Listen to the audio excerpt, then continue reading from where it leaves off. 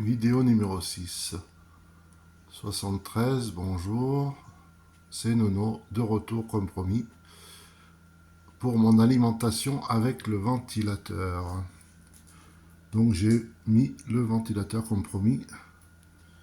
Tac tac, voilà, hein. On voit bien l'alimentation, le bouton, et donc quand j'allume sur le bouton, je sais pas si vous vous rappelez, les copains, normalement il y a une petite LED qui va s'allumer, sauf que là on aura le bruit en plus. Voilà, donc ça fonctionne.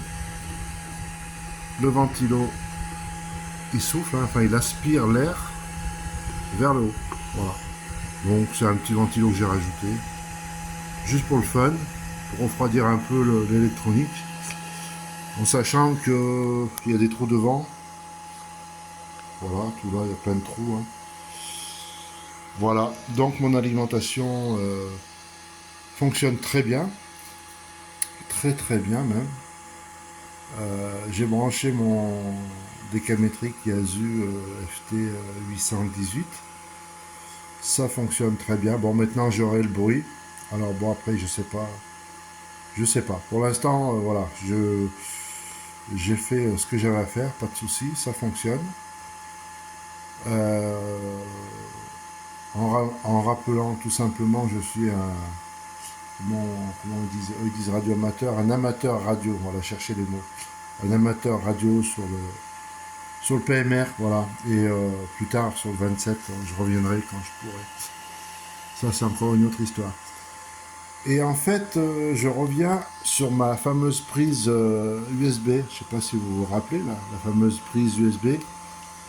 Je disais que j'avais un souci de chargement de téléphone. Et ben en fait, elle fonctionne très bien. Fonctionne très bien. Je peux faire voir. Je vais essayer de brancher un téléphone pour que vous voyez que ça fonctionne. Tout ce que j'ai fait jusqu'à présent, c'était parfait. Voilà, donc le cordon, il est là. Tac, tac, on voit bien le cordon, hein. On va essayer de le mettre en boule là. Ah, il pend, mais bon, enfin bref, on s'en fout s'il pend, hein. Alors, je vais essayer de brancher le téléphone. Est-ce que je peux poser... Est-ce que faire une vidéo avec le truc? Avec une main, c'est pas top. Voilà.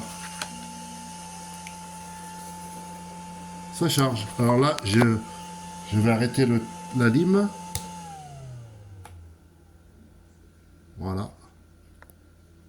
Je rallume la lime. Et on voit bien que ça démarre à 90%. Donc jusque là, ça fonctionne. Alors je vous dis, les copains, le problème, ça venait pas de mon alim. J'avais tout faux parce que j'étais buté, hein. Je sais pas si vous vous rappelez, j'avais dit que c'était sûrement la petite alim 12 volts, 5 volts. En fait, je me suis aperçu que mon téléphone ne chargeait pas sur cette alim. Et j'ai deux véhicules, donc j'ai deux push-pull, comme on dit, push-pull mobile. Mon frère m'a offert gracieusement un boîtier, une prise tout simplement USB. J'ai mis dans ma voiture, ma petite voiture, on va l'appeler comme ça. On va pas les nommer par les marques, on va juste dire la petite voiture. Ça fonctionne nickel. Et dans l'autre voiture, c'est des Renault, hein, voilà. Je dirais pas, enfin bref, on s'en fout. Il m'a offert le deuxième boîtier. Bah c'est pareil, ça marche pas.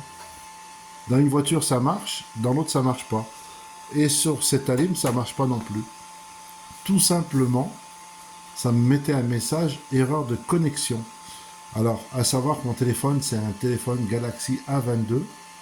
Il y aurait un souci sur les Samsung. Alors, pourquoi, du comment, je ne saurais pas l'expliquer. Si quelqu'un a une solution, ça serait bien cool de me la dire. Voilà. Sur ce, ben voilà, j'ai fait le tour de mon alimentation. J'ai fait le maximum de ce que je savais faire, en espérant que ça vous plaise et que vous avez compris des choses ou appris des choses. Alors moi, j'apprends au fur et à mesure, comme vous, hein. Voilà, je vous laisse. Merci à vous tous. 73. Bien le bonsoir à tous ceux qui regardent la vidéo. Et peut-être que je ferai d'autres vidéos, on verra, ça dépend. Si je remodifie, pourquoi pas l'alimentation. Voilà, allez, à ciao.